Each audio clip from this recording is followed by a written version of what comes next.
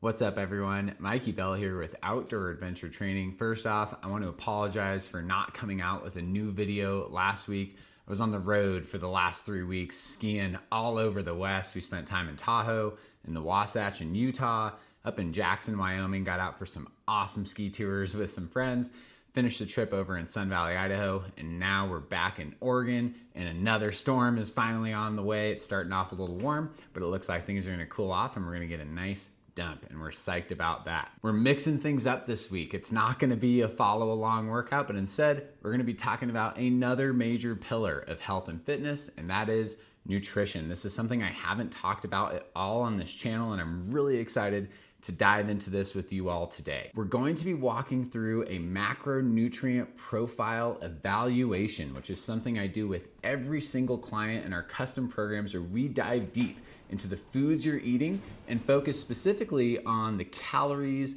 and the macronutrients necessary for optimum performance in your favorite outdoor activities and well-being in every facet of life. So if you've ever wondered about what you should be eating, how much you should be eating, this is the perfect video for you to watch and listen to. We're gonna dive into caloric needs as well as macronutrient needs. So if you're not familiar, the three main macronutrients are carbs, proteins, and fats. And we're gonna talk about each one, the importance of each, and about how much you need. A quick disclaimer about this conversation about macronutrients and calories. It is going to be looked at through the lens of a plant-based diet. I personally have been plant-based for over 9 years now, and it has been the single most important thing that I've done for my health and fitness, and I could never imagine going back, as it's really just changed the way that I perform in the field and how I feel with energy levels and mood on a day-to-day basis. However, whether you're plant-based,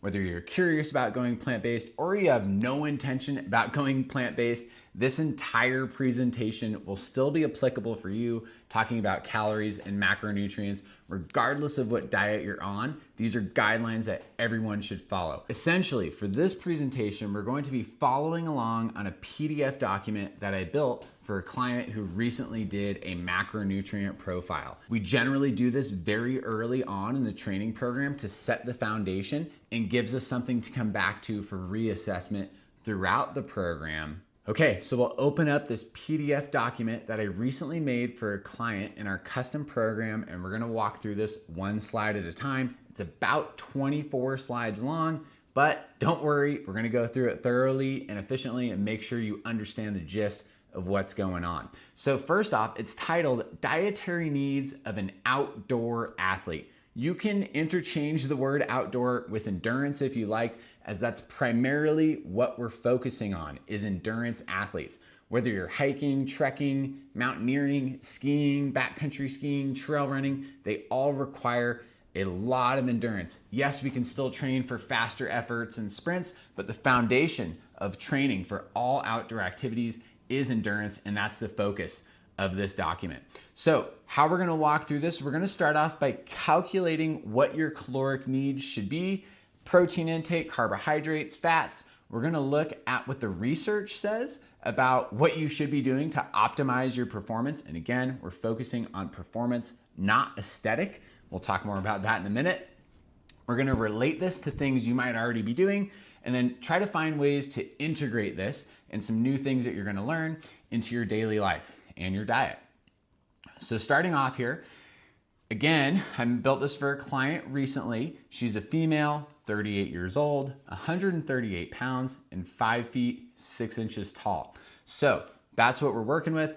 Her primary goal is performance. She's training for a 50K race. She has a bunch of backpacking trips planned up in Mount Rainier National Park and locally here in Southern Oregon and Northern California. So we're really trying to give her the foundation to train for big endurance objectives, primarily on foot. She also likes snowboarding in the winter and just wants to generally be fit and healthy. She has no goals necessarily, direct goals, of changing aesthetic, meaning altering body composition. And usually that comes in the form of losing fat, building muscle, and losing body weight. She is okay with that as a result of the training and these new nutrition practices, but that is not her primary goal. And I strongly encourage you to look at training and nutrition through performance. The aesthetic goals will happen. I have never really enjoyed training for aesthetic. Oftentimes it leaves you feeling not so great, and that's the opposite of what we're going for. We're going for performance. Let those aesthetic goals go, and they will come with ease. So the first step in figuring out how much food you should be eating is to calculate what's called your basal metabolic rate, or your BMR. Simply put, this is your resting metabolism, which means if you were to literally wake up, open your eyes, not get out of bed, not eat, not walk to the bathroom, not do anything all day, this is the minimum amount of calories your body would burn throughout the day to maintain homeostasis, to maintain body temperature, for your heart to beat, for your lungs to expand and contract. All the little things that happen automatically that we don't need to think about is about what our basal metabolic rate is. So for this individual, which we used a calculator on active.com, I'll put a link in the description for that below. We have an equation for men and an equation for women. So plugging in her info, female, 38 years old, 138 pounds, which is about 62 kilos, 5 feet, 6 inches tall. Her basal metabolic rate, the minimum amount of calories she's gonna burn in a day, is 1,387 calories. This is really, really important to know. So that means if you're not training on a rest day, even your lowest calorie days of consumption should never be below this number. And we'll talk more about why in a minute. Hopefully that makes sense. Moving along here. So these are screenshots from active.com. Highly encourage you to check it out. I find this is a very reliable and fairly accurate resource as well. So again, BMR, female, plugged in all of her data. 1387 is the number it came out. Now, this side's a little interesting. We have calculating caloric needs, okay? So this is different than the basal metabolic rate. Caloric needs takes into account a whole lot of other things like your activity level, thermic effect of food, which we'll talk about in a couple slides. But essentially, this is gonna give us a much higher number. And in this case, this gives us 3 options here. The other 2 are sedentary and low active. I selected active because she's training for a minimum of 1 hour a day, 6 to 7 days a week, and that's going to only increase from here as we start ramping up our training load for a 50K and bigger, longer objectives. We have to train accordingly. So this number might be a little bit high for now, but that's eventually what we're going to be at. So as you can see, nearly 1,000 calorie difference from our basal metabolic rate than our caloric needs. And notice this says to maintain your current weight, which if you're training for performance, assuming you don't have to lose 20 or 30 pounds, we need to maintain our caloric intake to maintain our weight. Quick disclaimer here. If your goal is to lose 20 or 30 pounds because you are overweight, by definition, meaning you're 20 or 30 pounds overweight, I don't love BMI, but that can be a good metric if you are overweight or obese. Yes, of course, we might need to cut calories. If you have questions about that, hit me up. I'm happy to talk about that all day long. So just trying to paint the picture here of caloric needs are always, always, always much, much higher than just our resting metabolism and basal metabolic rate. Okay, so now we're calculating the specific needs for this individual, okay? So what we had her do is through our training app, she downloaded a second app that she actually had already downloaded from using it in the past called MyFitnessPal. This is a great app. There's a paid version, but the free version has all the capabilities you need to get this data. And we had her track for 3 weeks, a little bit more than 3 weeks on MyFitnessPal. And then I'm able to see all of that data and get all of these numbers on this screen here. So I pulled a semi-random sample of 8 or 9 days and plugged in all of the calories. I intentionally pulled a low calorie day and I intentionally pulled a high calorie day, her highest and her lowest, just so I could really get in there and see why was it low, why was it high. We're gonna get to that later in the presentation. So very, very interesting. And I had actually never seen this happen before, but if you notice, averaging all of these numbers, her average caloric intake was exactly that of her basal metabolic rate, which is really interesting. And hopefully some red flags are starting to go off for you of, wow, if she was training 7 days a week, burning an additional 400 to 600 or 800 calories even, she's under calorie.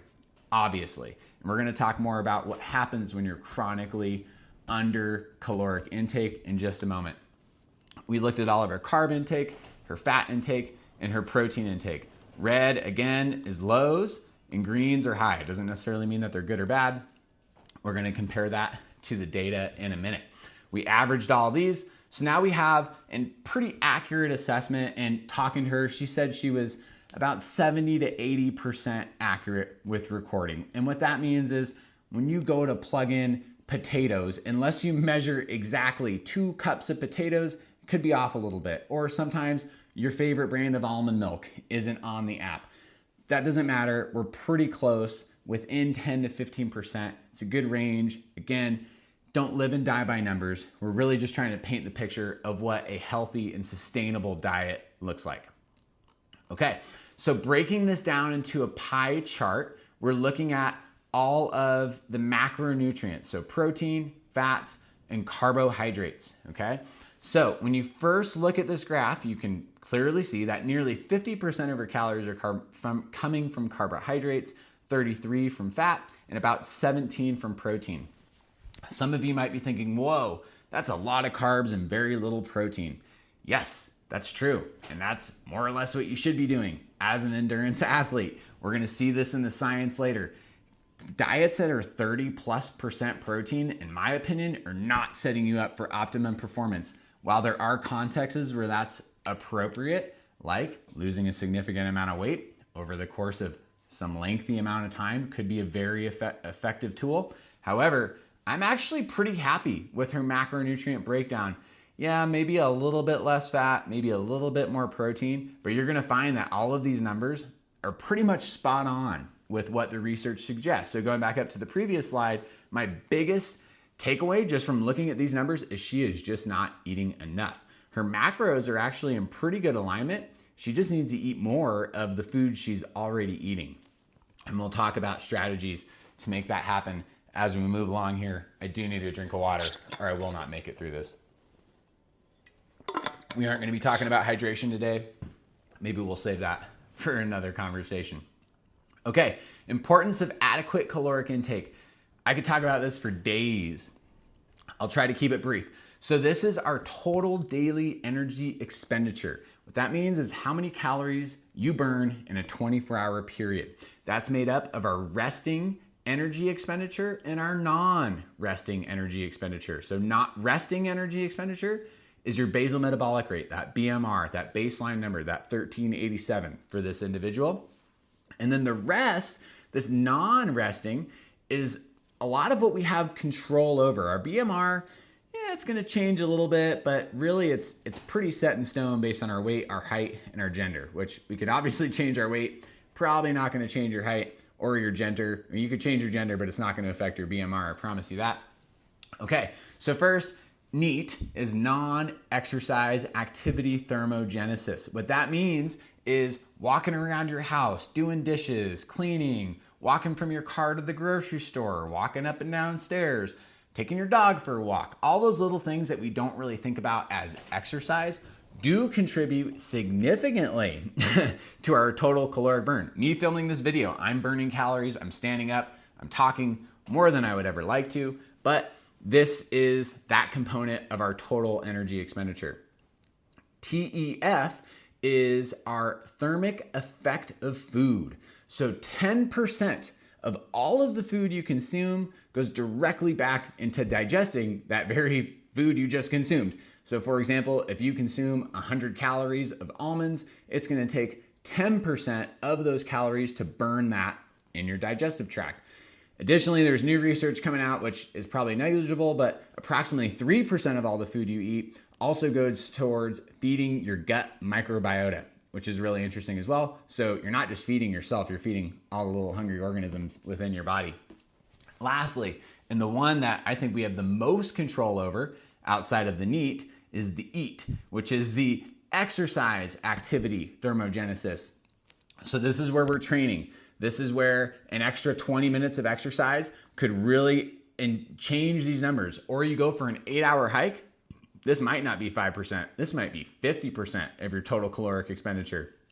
I'm training for a skimo race coming up in a few days, which honestly I'm nervous about. I'm gonna probably burn 2,000 plus calories in that short objective because it's a race. I'm gonna be in zone 4 and 5 pretty much the whole time, which I am dreading. But I wouldn't be surprised if this was 40 or 50% of my total caloric burn for that day. Okay, so another really interesting thing is we can track a lot of this data. So I have a Suunto watch.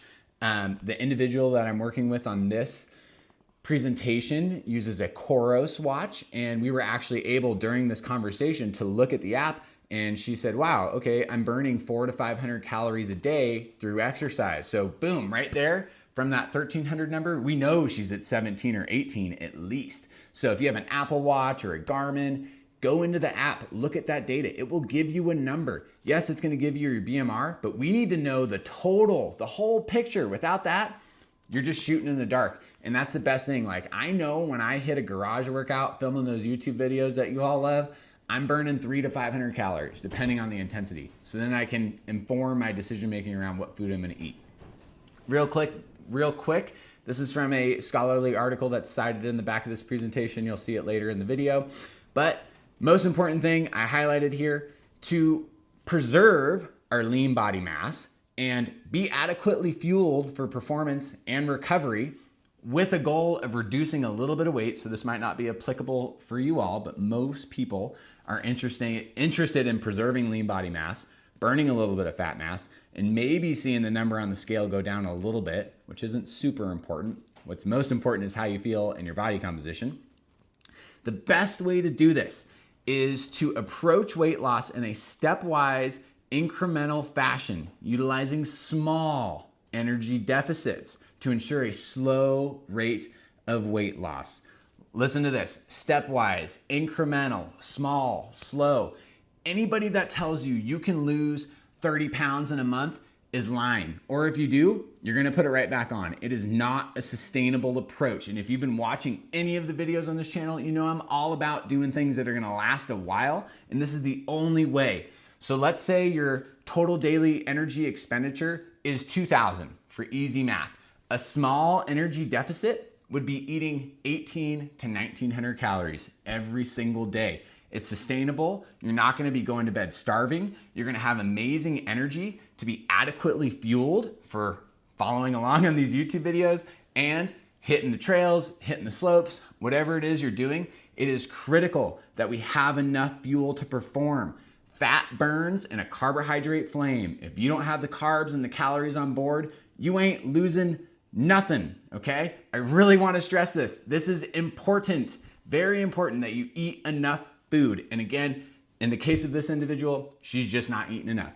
And we're gonna talk about ways how she's going to soon. The other thing too is preserving lean body mass. A great new documentary on Netflix, You Are What You Eat. There are individuals on there who cut calories so much that they lost muscle mass, which I have mixed feelings about and I'll talk about maybe in another video. But essentially, if you're not eating enough, you're gonna lose muscle mass, even though your goal might be to lose fat mass. So keep that in mind. We gotta eat enough. This is a very quick, I'm not gonna spend a lot of time on here. You can pause the video and look at this more in depth if you'd like.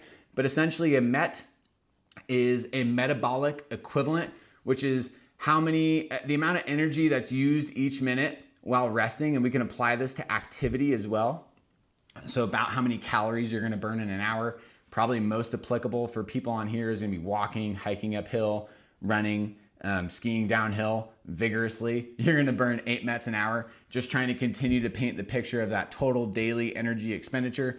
Even if you're bowling, you're burning calories. Even if you are gardening, golfing, gymnastics, ice skating, water skiing, which if you're doing all those things, good on you. You got a good quality of life. However, just trying to get the point across, you're burning more calories than you likely think. Okay, so what I often like to do is come up with a new caloric goal for the individual I'm working with. So remember, she was averaging 1387.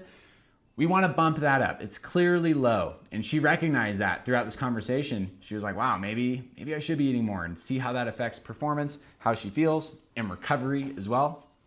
So new goal we set for her was 1,500. I think down the road, this is still too low. She's got to be closer to the 2000 number, and that's data informed by the watch. Heart rate data, how many calories she's actually burning in a day is much closer to 2000. But again, stepwise, small, incremental, slow approach. She's only eating 1387 as her average. To ask her, hey, you got to start eating 600 more calories a day. Oof, that's going to be tough. It's going to be tough physically. It's going to be tough mentally. It's just not going to work. We got to do it in small doses. So for her, I said, okay, eating an extra 250 calories a day is possible. Real quick, if we go back up to her averages, she had one day where she hit 15, a couple days where she was pretty close, one day where she was over, which tells me she can hit 1500 calories a day with a little bit of intentionality. So we're going to try this for 3 to 6 weeks. We're going to touch base and we're going to see if we can ramp that up another couple hundred calories in, and that's in great alignment with also increasing our training load over that same time. Okay, so we're getting into the macronutrients now, and we're gonna do this in the order of carbs, protein, and fat. And in my mind, that's order of importance when it comes to macronutrients. Of course, they're all super important, and you might be thinking, how is protein not the most important? Well, I'll tell you why. Because protein is not a fuel source. Carbohydrates are, and we're primarily focusing on performance, which is fuel. We need the fuel to perform. So we're going to talk about carbs first. I usually calculate carbohydrate numbers for folks first and then move to protein, and then fats kind of fill in the rest of that caloric goal. So this is a nice little graphic taken from the American College of Sports Medicine and the International Olympic Committee, International Society of Sports Nutrition, people that know what's up when it comes to training for endurance athletes, especially International Olympic Committee. So here we go. These are some general metrics, and a lot of this is going to be talking about grams and kilograms. If you don't know your weight in kilos, super easy calculation, take your weight in pounds, divide it by 2.2. So in the case of this individual, she's 138 pounds. We're dividing that by 2.2. She's about 62 kilograms. That's a number we're going to use throughout this presentation. So a few quick things about carbs. Obviously, these are a lot of great carbohydrates on here. You know, I would recommend trending towards the whole food, plant-based options. All carbohydrates are mostly plant-based, but the processed things like pasta, bread certainly play a role where applicable, but not all folks need them or desire or want or can eat those things.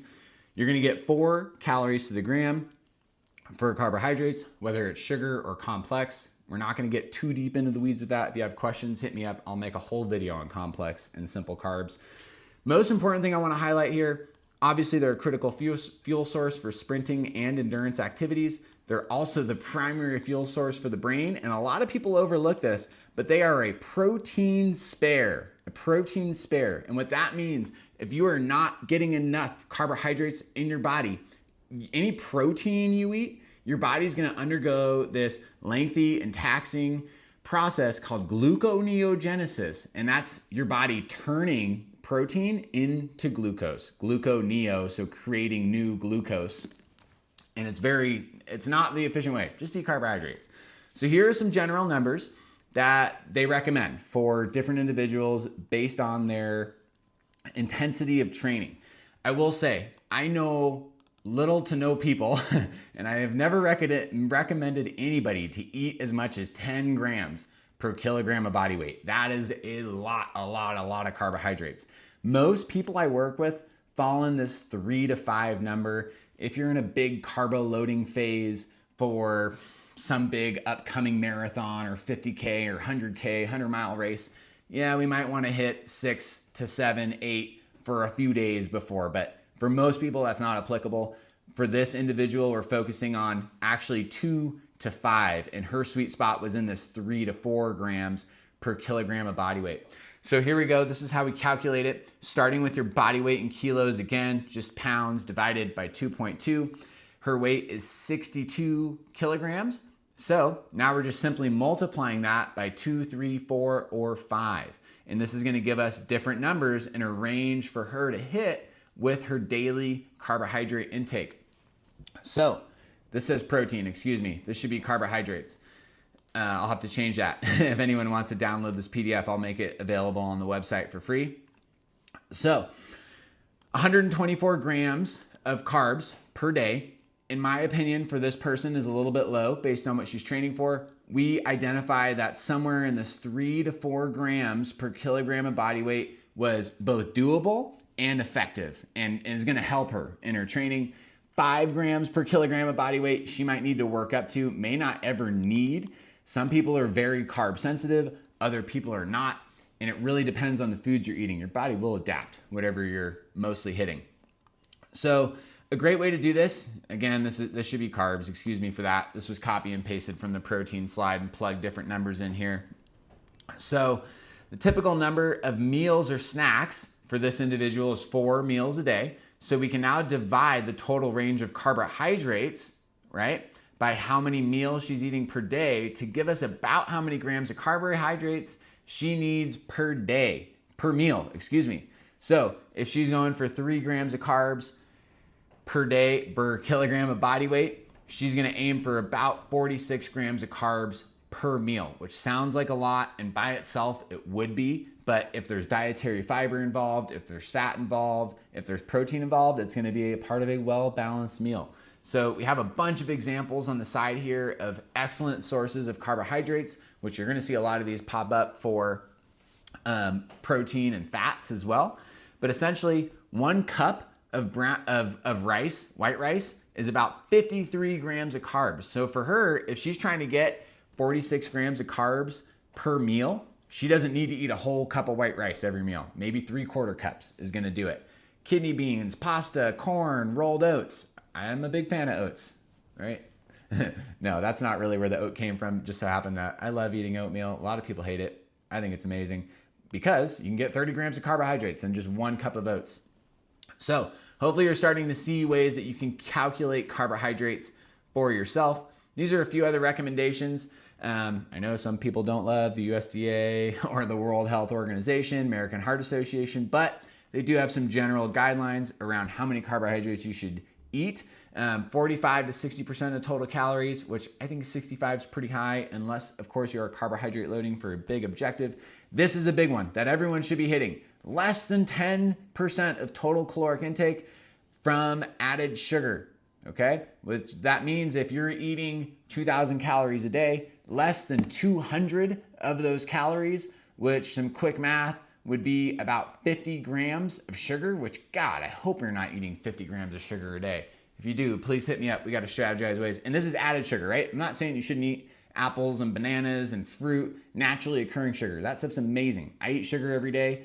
It allows me to perform at my best, and I am intentional about when I eat it. I try not to eat it late at night, though I do have a sweet tooth. It doesn't always happen. But the goal is to limit our added sugar intake. Okay? So if you're drinking sugary drinks, putting a lot of sugar in your coffee, try to wean yourself off of that. Replace it with some good complex carbs. Okay, if you have questions about carbohydrates, hit me up. We could do a whole nother video on that. Protein. Everyone likes to talk about protein. I do too. Protein's amazing. I eat protein every day. Even though I'm plant-based, primarily on what most would call a vegan diet, I still eat honey. I have leather shoes for guiding. I wear down jackets when I'm out in the mountains. There are some great things about animal products. I don't believe that I need to eat them to perform at my best. I don't think it's the best thing for the environment. However, if you feel the best eating animal products, go for it. I'm not going to stop you. However, do your research. Make sure it's coming from the best of the best sources. Protein, similar to carbs, yields 4 calories to the gram. It is primarily responsible for cellular repair, DNA synthesis, immune system function, and hormone production and functionality, okay? It is not for fuel. It's not gonna help your brain. It's not gonna help you run up a mountain. It's gonna help you recover from using your brain or running up a mountain, but it is not going to directly help you on the trail. Don't show up for one of my mountaineering trips with a bag of beef jerky and protein bars saying you're ready to climb a mountain, because you are not. Save that stuff at your car for when you get back. Eat it then. I don't want to see it on the mountain. Maybe a small amount for after a day of climbing, but it's not going to help you up there. I'm sorry. Real quick, and this is a whole nother conversation. I do want to keep this relatively brief. Complete versus incomplete proteins. Complete proteins contain all of the 11 essential amino acids.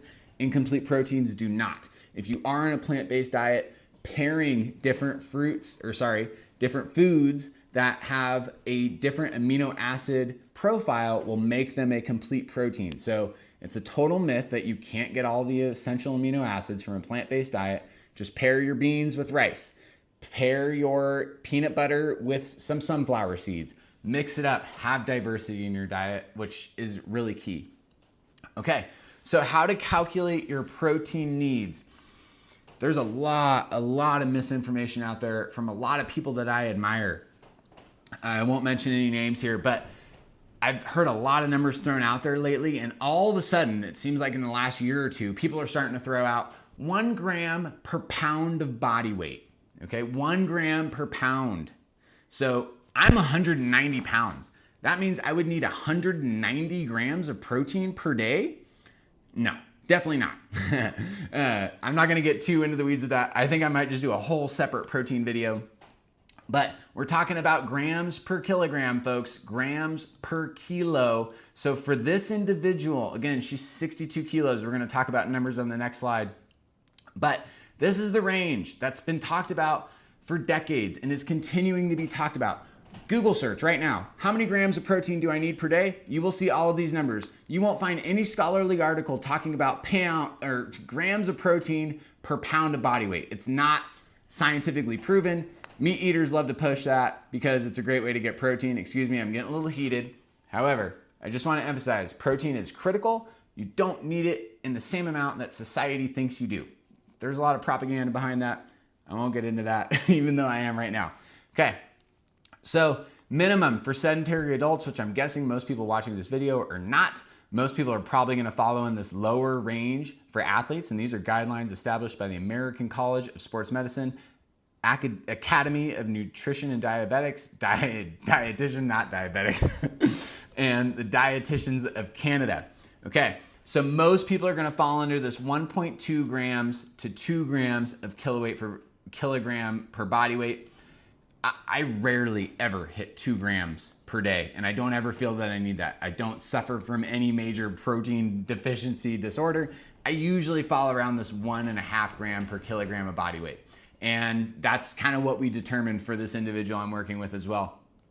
So calculating her specific caloric needs from protein, we started with her weight in kilos, and we found the range, okay? So recommended range of protein consumption, somewhere between 50 to 124 grams a day. That's a broad range. I'm a big fan of consistency. So for her, we decided somewhere between 74 and 93 was both doable and realistic. Again, going back up to her averages.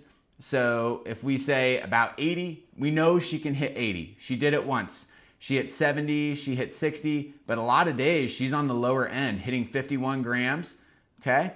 She's barely at what's recommended for sedentary. Now that she's really diving into the strength training program, she's going to need more protein. Okay, so total range of protein by your typical number of meals, which you could, if you eat 3 meals a day, you can make it happen.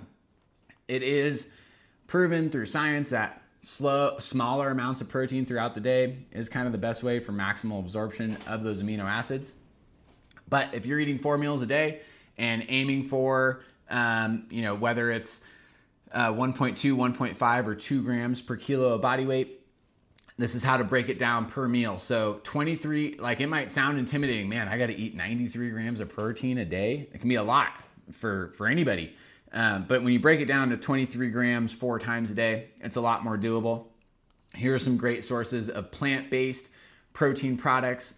Yes, I eat soy, I eat tofu. I don't have high estrogen levels. I have very normal testosterone levels, and I'm a big fan of tofu. As long as it's organically sourced and you're cooking it at home, it's good stuff. Big fan of lentils, 18 grams of protein in 1 cup of cooked, which I could slam multiple cups of cooked lentils. I know that's not for everyone, but hopefully you're getting the idea. Peanuts, peanut butters, nuts, seeds, vegetables have protein. While it might be a negligible amount, it adds up. A cup of mushrooms, and this is not cooked, so uncooked mushrooms, which a cooked cup of mushrooms comes out to about nothing. So some tofu, some mushrooms with some broccoli, boom, you're at 23 grams. You'd be surprised. It can be pretty easy to hit. Anyway, it just takes some intentionality. There's a lot to discuss about protein. If you have more questions about it, hit me up. I didn't mean to get so fired up about eating too many animal products. They do serve a place for people. I've eaten thousands of chicken in my life, thousands of chickens. I'm sure the meat industry is upset that I left them. But anyway, you can certainly do it either way, and there's always ways to work around it. Okay, so fat. Talking about fat. We're talking about dietary fat, not subcutaneous body fat or visceral fat. Again, that could be a whole separate video. So these are some general recommendations. These are all from the National Academy of Sports Medicine personal training textbook, Essentials of Fitness Training.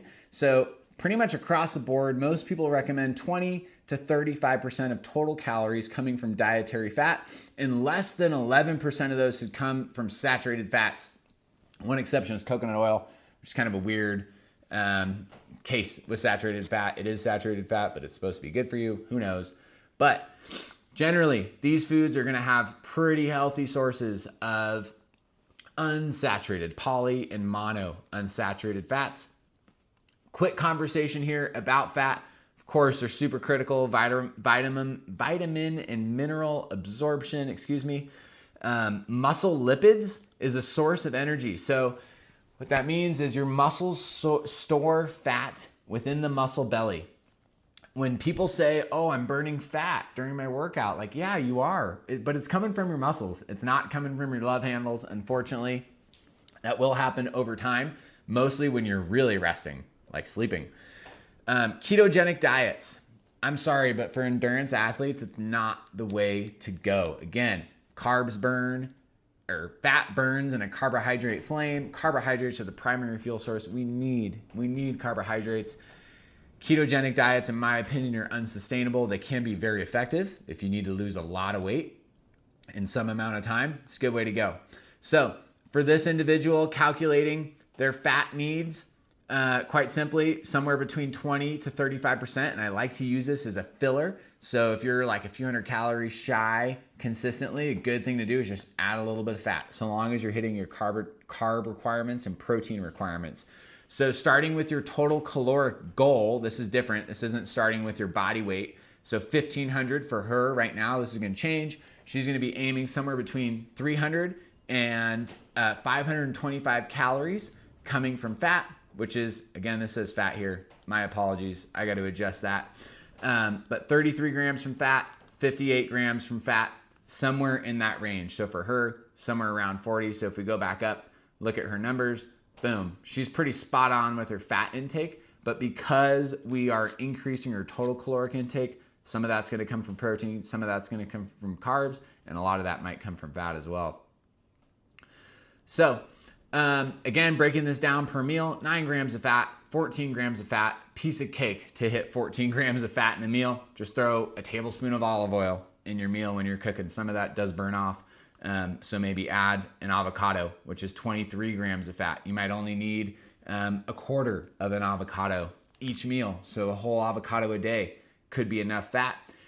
I do have a fairly high fat diet because I'm pretty high calorie and I struggle to eat an excessive amount of carbs. I don't feel like I perform at my best. That being said, I still eat quite a bit of carbs. But I do love having a lot of fat in my diet. And you'll find a lot of these fatty sources, seeds, nuts, peanuts, cashews, are a lot of the same sources we're seeing in protein. So you can double dip in that way. Chia seeds, almonds, peanuts, right? A lot of these sources, same with black beans, kidney beans, quinoa, all that stuff, great protein, also great carbs, great dietary fiber, great micronutrients. So hopefully you're starting to see a lot of these foods fit more than just one role. Stay with me here. We're working through it. Alcohol. I didn't mention this one early on. We are going to briefly touch on alcohol. I know it's a sensitive topic for a lot of folks. Alcohol is different, and it's not a macronutrient. It's not an essential part of the diet, but it does yield 7 calories to the gram. More than carbs, more than protein, a little bit less than fat. Alcohol, unfortunately, for most of you, serves zero nutritional or performance health benefit. Of course, it can be social, it can be a means to relax at a party, whatever it is.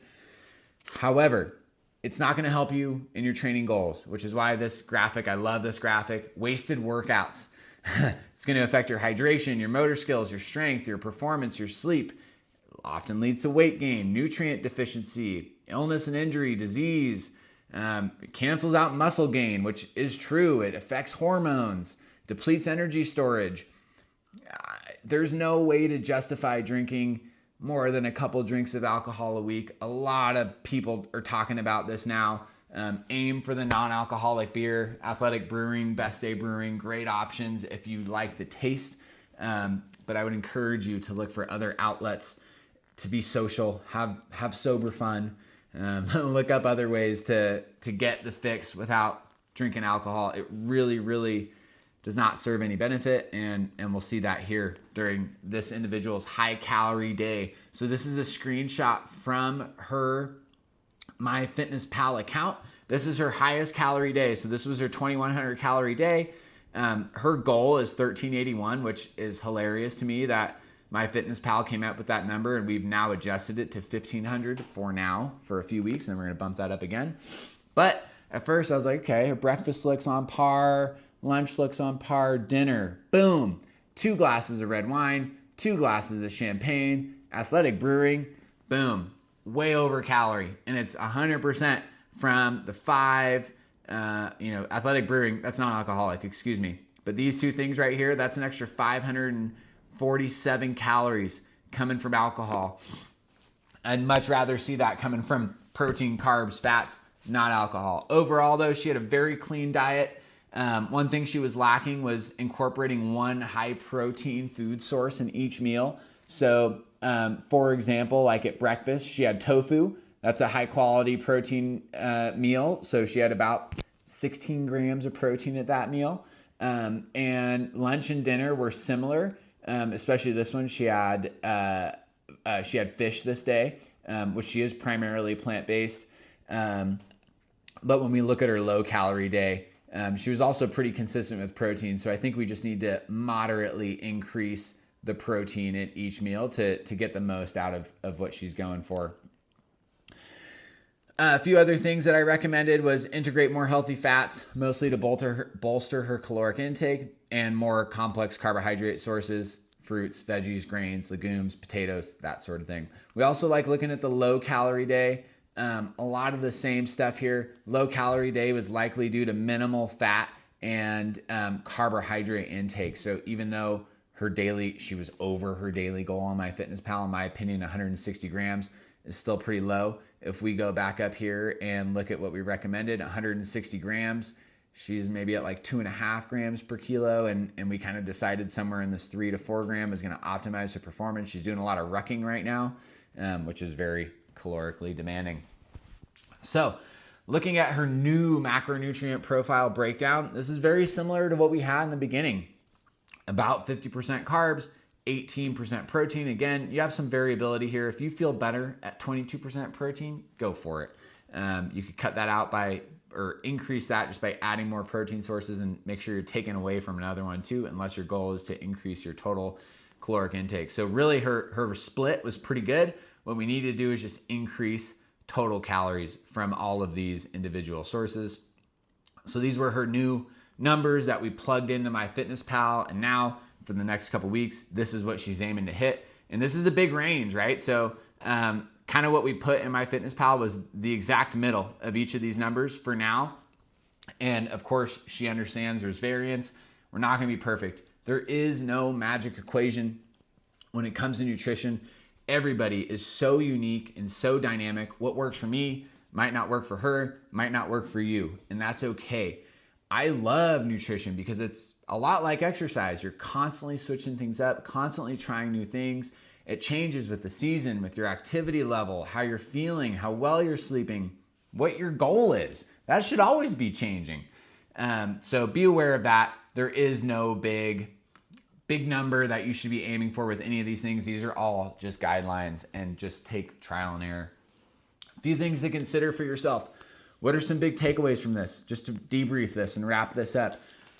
Do you feel like you glean new information? Are there big holes in your diet? Are there things that you're like, wow, I had no idea I needed that amount of protein or that amount of carbs to perform at my best. What things are you already doing well? You're probably doing some of these things already, even if you've never tracked your calories before.